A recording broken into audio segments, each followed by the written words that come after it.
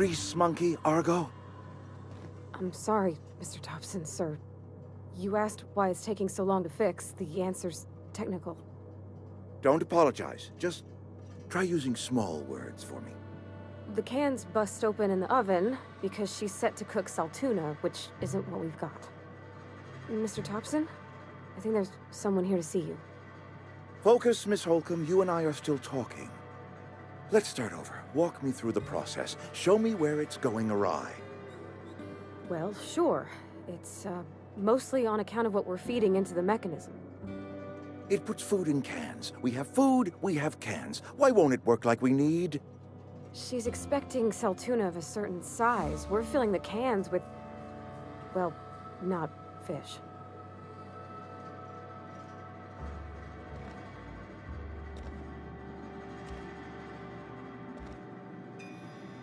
Seems we've got a guest. Really now, Parvati, I do wish you'd spoken up. I do apologize. I was given no forewarning of your arrival, or I might have welcomed you at the gates myself.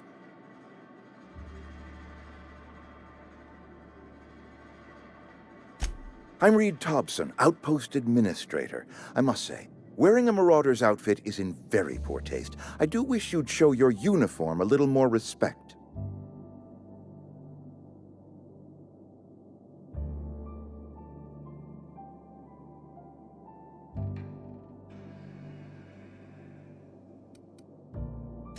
Of course not. I don't have that kind of luck. Seems I allowed my excitement to run away with my wits. Been a few seasons since we've had a visitor pass through.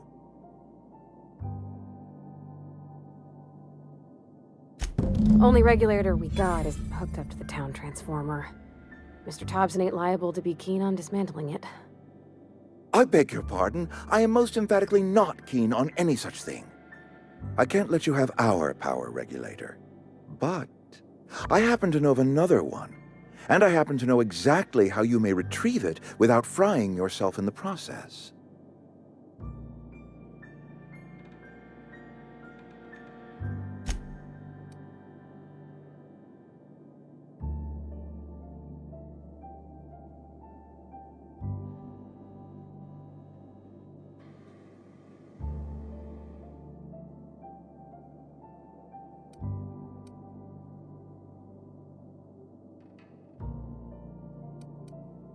There's a power regulator in the old botanical lab. It's mostly abandoned, so all that power is being squandered. Go down to the geothermal plant. Reroute power from the botanical district over to us. Once their power's shut down, you can have their regulator and be along on your way.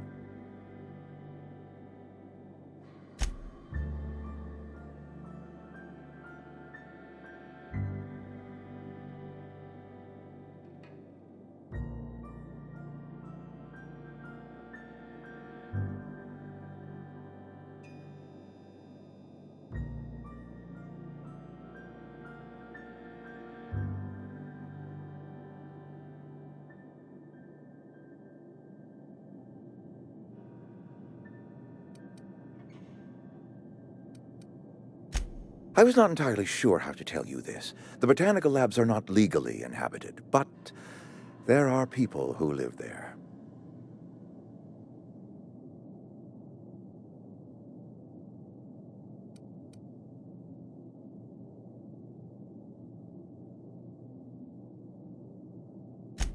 No, I do not imagine they will be pleased. But like a parent disciplining an unruly child, you will be doing them a kindness. The people living in the botanical labs, they're deserters, former workers. I need them back at their posts. I need them to come home.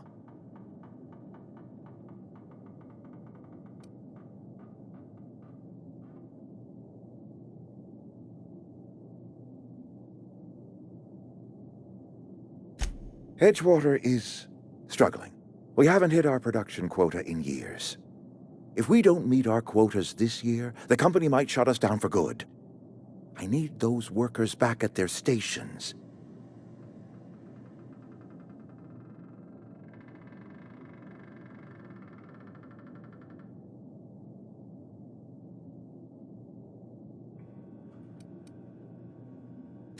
Neither do I. The fault was entirely mine. I pushed them too hard. My hope is that by cutting off their power, you will convince those deserters to come back to town. Before you go to the plant, I want you to stop by the botanical lab. Speak to their leader, Adelaide. Tell her the power's about to go, and that it's time her band of deserters came back to town.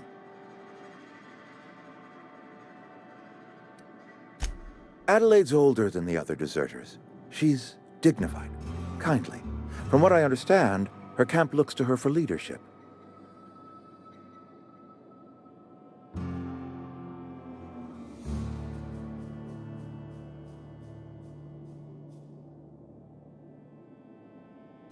That reason was me.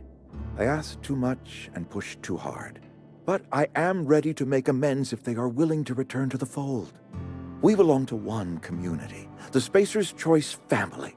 If we dissolve into factions, then we will all perish separately. Adelaide will understand that. My dad told me all about the plant. Taught me all he knew. I could come in useful. I mean, if that's all right with you, Mr. Thompson. Sir. I hesitate to part ways with Miss Holcomb, but I cannot deny that she is talented and may prove useful to you. You will need an administrative passcode in order to enter the plant. I am trusting you with mine, and trusting Miss Holcomb to guide you if you'd like. Great! I got my wrenches and diagnosticators and hairpins and engine tape, so I'm all set. Well, I am glad to hear that. Best of luck to you, and thank you again for your help. It is a lot to ask of a stranger, I know.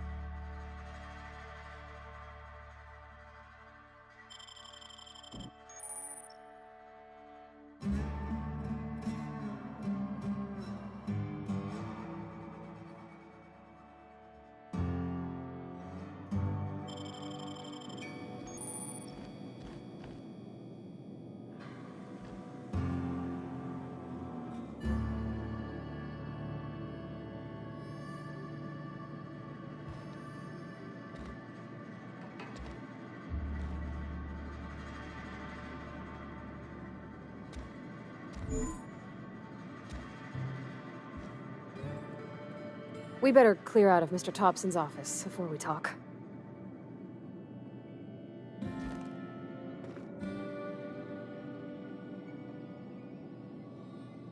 If you could see your way to getting us our power back, I'd appreciate it.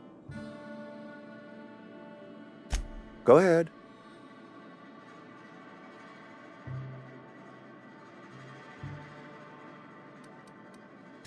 Can we not? Talking about unpleasant things always gets my bile up.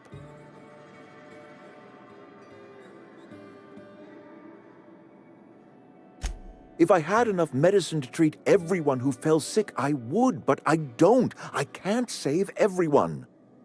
So I have to choose. It is not easy for me, and the moment it becomes easy is the moment I am no longer fit to serve. Spacer's Choice is a family, and the survival of the family is more important than the survival of the individual. That I cannot say. There was no moment when the plagues began. Disease always lurks on the fringes of society, waiting to infect the idle and the lethargic. But in the last 10 years, the plagues have become progressively worse and increasingly frequent.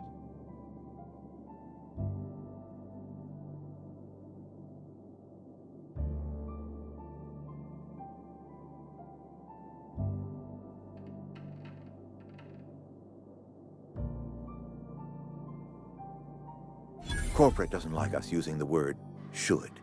It encourages the imagination. I believe plague is a test. It is a test of our loyalty and our fortitude, and it is one we will see through to the end. Go ahead.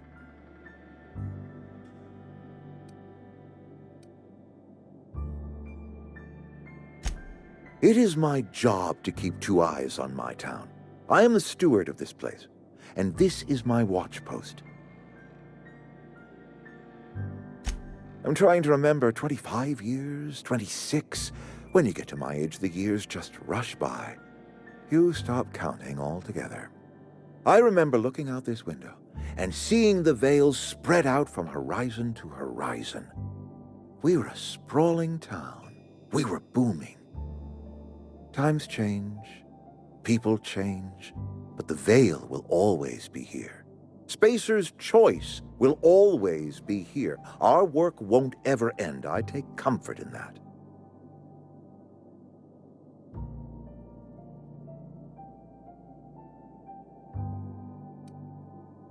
I wish you wouldn't say things like that. Yes, as a matter of fact. When I stand at my window and look out over my town, here's what I see. I see decent, loyal, hard-working people. I see a family. We are all part of the Spacer's Choice family. We are all doing what we were brought into this world to do.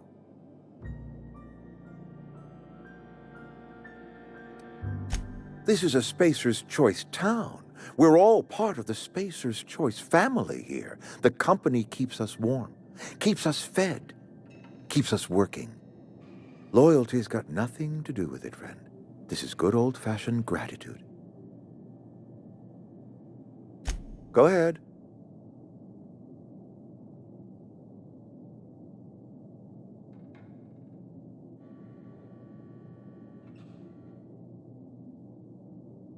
That you are not one of us may work to your advantage.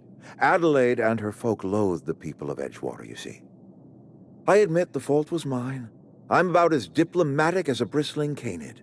I just hope Adelaide and her folk will see their way past my flaws and return to town.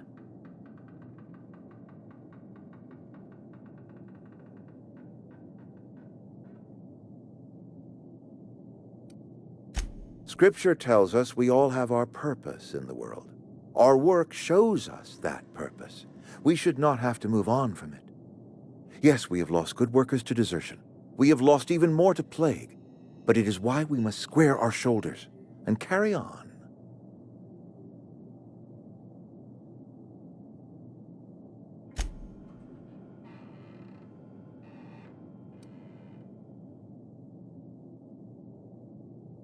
Go ahead.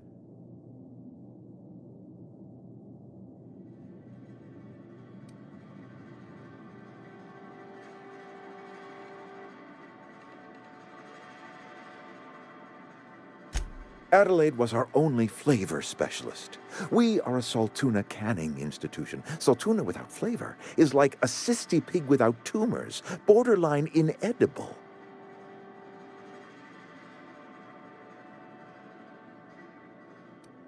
Were it up to me, friend, I'd stack our larders with Saltuna galore. No other brand of Saltuna adds as much vim or vigor to the body's humors. But, and this is something we must keep between the two of us, Saltuna is hard to come by, what with being a species indigenous to the seas of another world.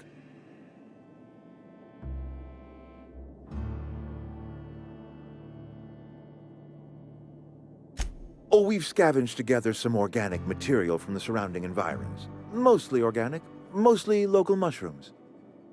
Some of which possess a texture akin to a well-boiled slab of Saltuna. The difference is all but impossible to detect to any but the prissiest of palate. Go ahead.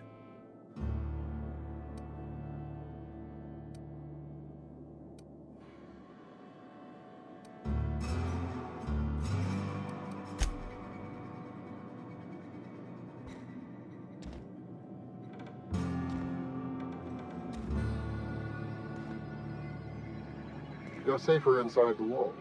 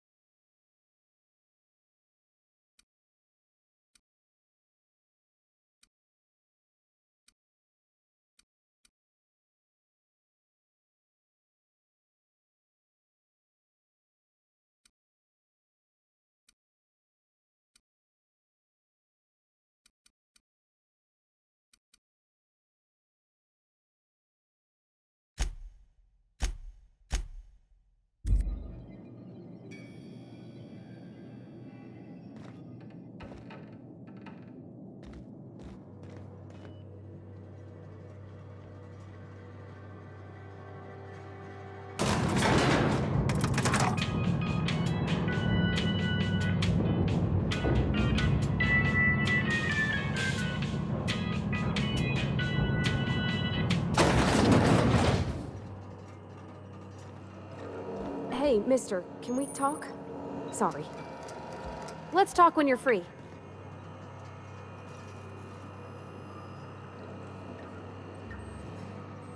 Sorry. You just want to get out of here. And you likely don't want to tag along like me. It's just, Mr. Thompson has his own view on matters, on account of it's his job and what all, but that's not the only side of the tale.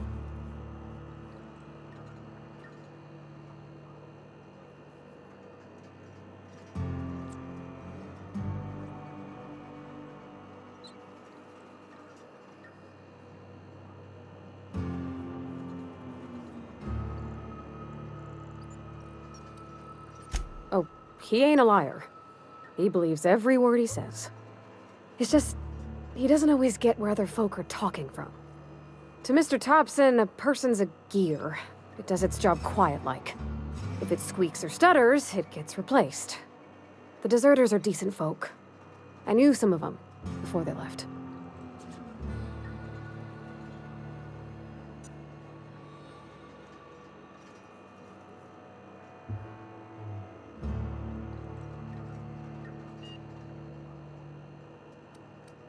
Miss McDevitt? Oh, gosh, no. She was a real important person. A flavorist. Made all the food taste decent. She used to work up in the big office with Mr. Thompson. Alls I know is she left after her son died. It was a real big to-do. I could hear them both yelling clear from my own place.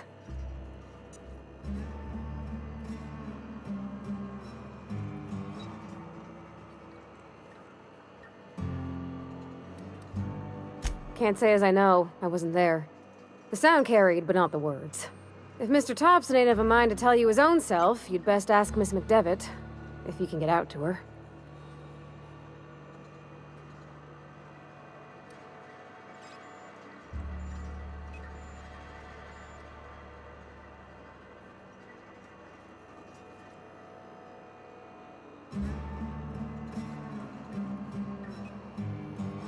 I don't know anybody well. I mostly listened to them talk, kept my head down. There was a boy named Thomas who used to follow me around, asking questions about the stuff I fixed. He was real sweet to me. Not any sort of dissident.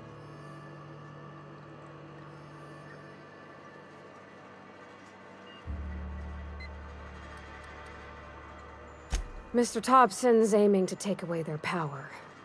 They'll have no lights to see, nor heat to cook. They'll be at the mercy of marauders, or worse. It don't seem right to me, mister. I think you should talk to the town's vicar about it. Max, his name is.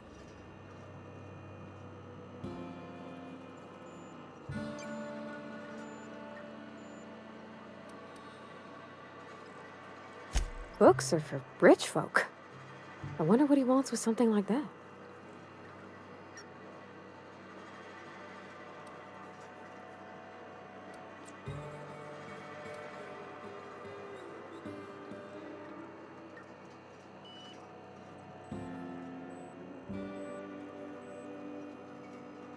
About if what Mr. Thompson proposes to do is upright. Leaving Miss McDevitt's folk to their fate. Their neighbors. Kin. And maybe he can think of something else to try. Something we ain't. He used to go walking outside town.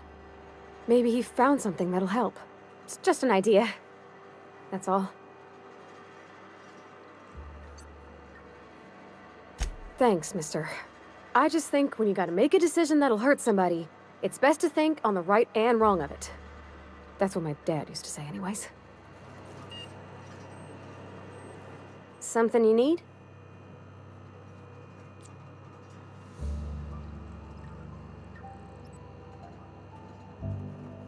That's on account of how I never met her.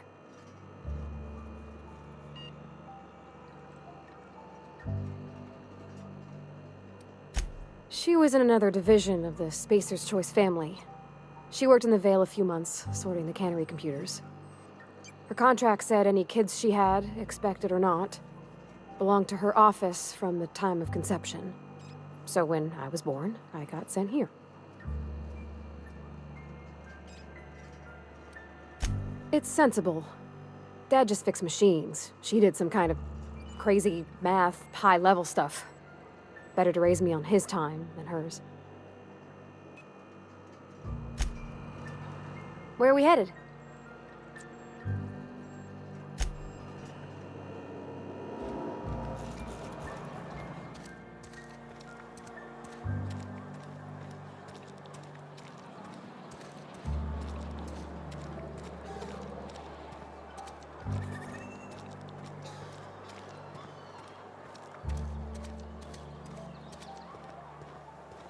I've always felt weird in here.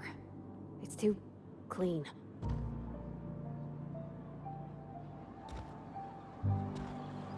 Yeah, huh?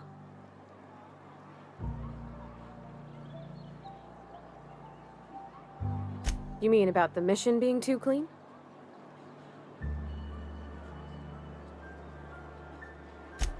I know, but Vicker says the universe is a machine, that it runs by law. Real machines have gunked up oil, scratches, and worn bits. You can tell they've seen handling, been used by folk. The machine Vicker sees is one ain't never been run. It's not for people to live in. It's something on a museum shelf, under glass.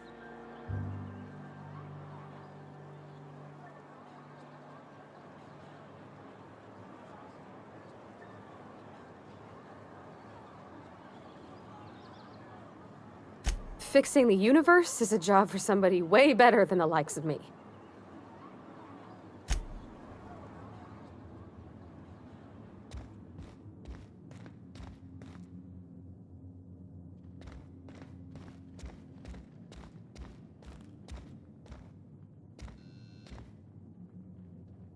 I'll meet you on the ship when you're ready to depart from Emerald Vale, Captain.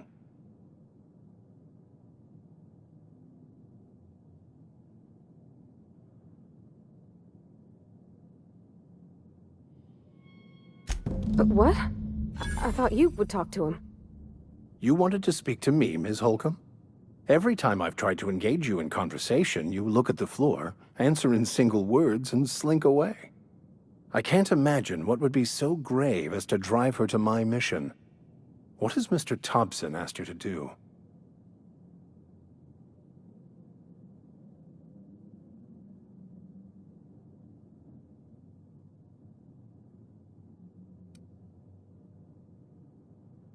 Depriving them of safety from the marauders and wildlife.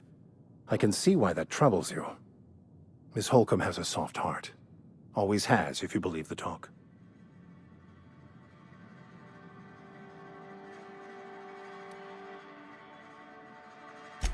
They rejected the order of society and live beyond the walls so thoughtfully provided by our Spacer's Choice patrons. Does that strike you as a responsible life choice?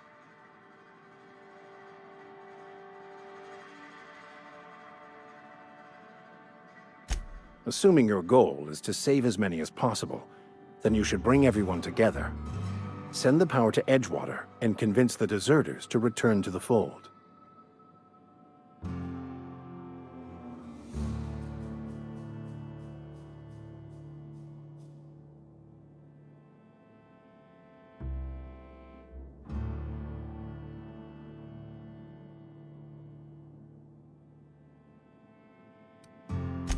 If it were as easy as a few soothing words in the right ears, I'm sure it would have been done already. Consider it a challenge.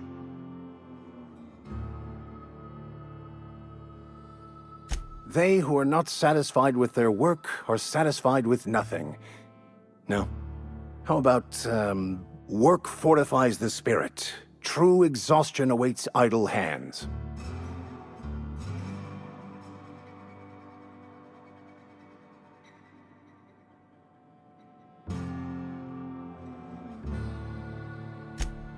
The OSI teaches that the Grand Architect set a perfect system in motion at the beginning of time.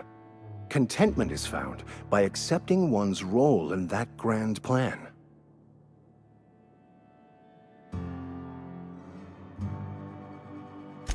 The Order of Scientific Inquiry, also known as scientism to the layperson.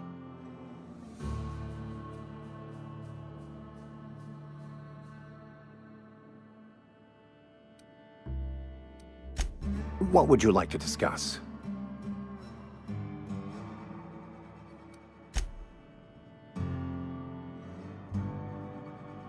Something you need?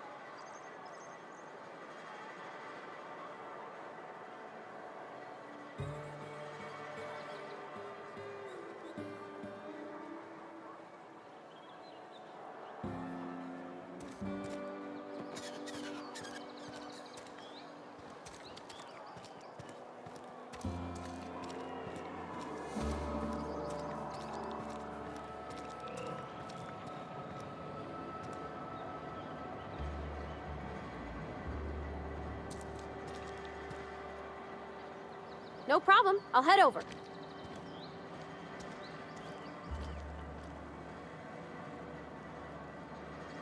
Heading back.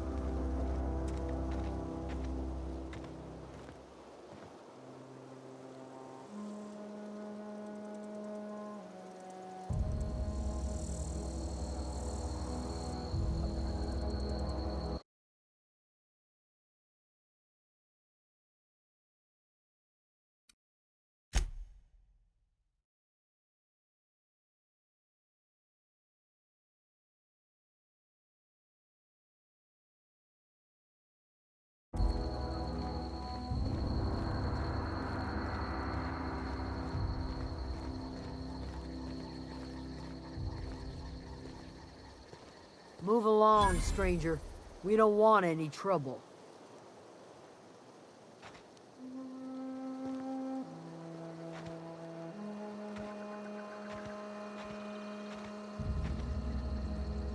I don't know you. Whatever you're looking for, it ain't here. Move along.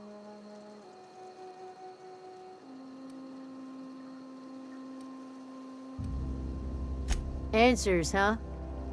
You must be one of those philosophicals. Already got ourselves one of those.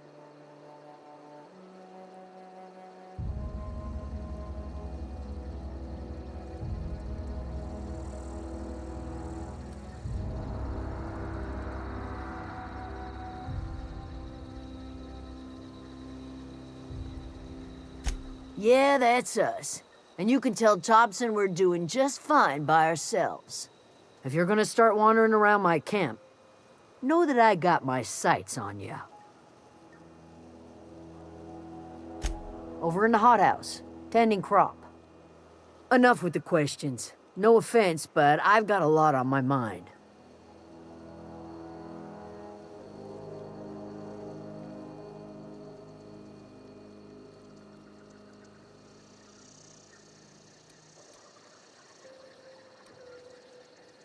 Well, look at you, buzzing around the aether with your very own ship.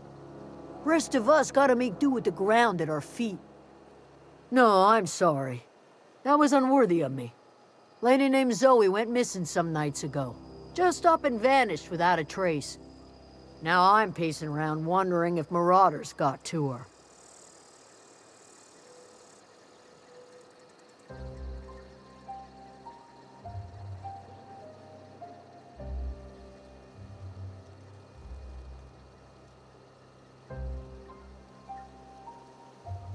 Thank the Eternal. Wait, Marauder Camp. Is she all right?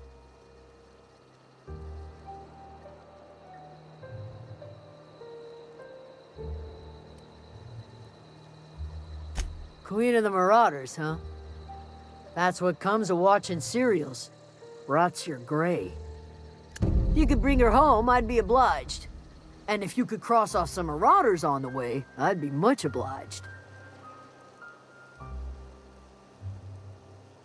I'll tell you what I can. Well, enough to know we never got on. Zoe and Stefan were close. If anybody knows the workings of her mind, he does.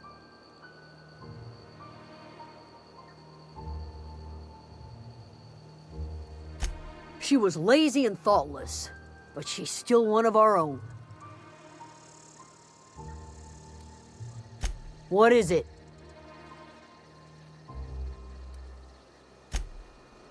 What is it?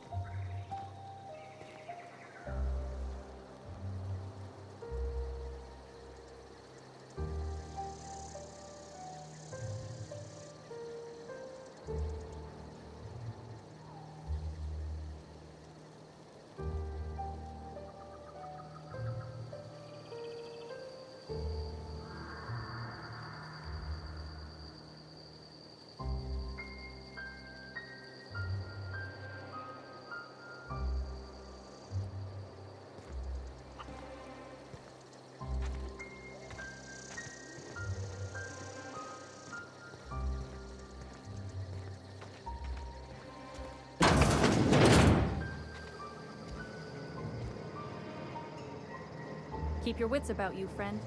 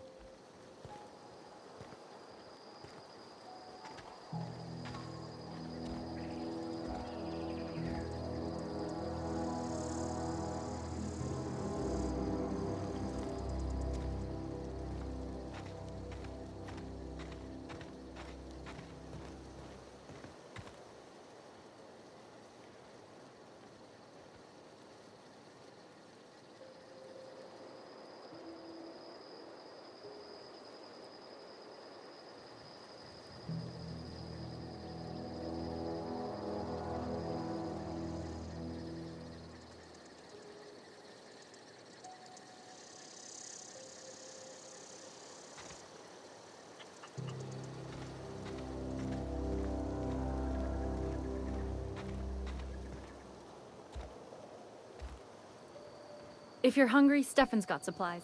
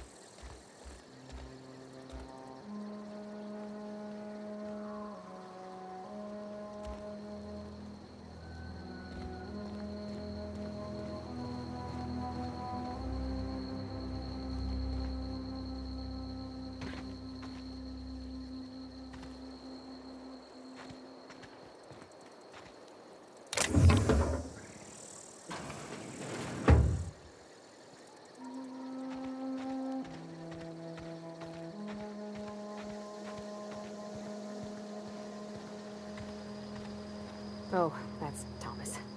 He used to follow me around before he left the cannery. Yeah, huh?